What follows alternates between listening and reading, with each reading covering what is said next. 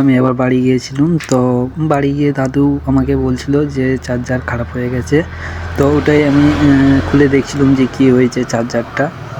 তো খুলে দেখছিলাম যে কিসে কী প্রবলেম হয়েছে। চার্জার অনেকবার দেওয়ার পরও চার্জ হচ্ছিল না গাড়িতে, তো ওটাই দেখছিলাম। তো এই চার্জার খুলে দেখছি, দেখতেই পাচ্ছেন চার্জারটা খুলছি।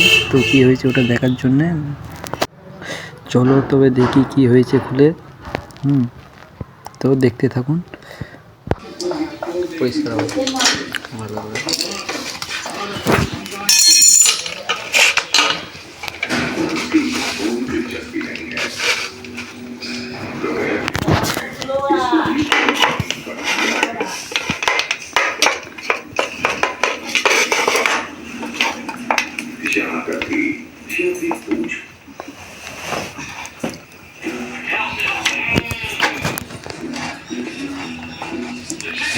ওইটাকে ঠিক করতে গিয়ে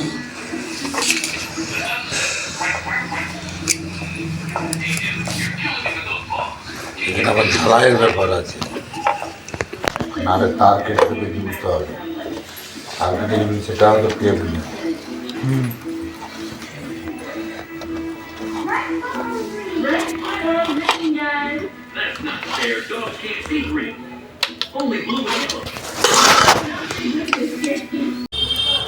তো দেখতেই পাচ্ছেন যে খুলে দেখলাম তার কেটে গেছে।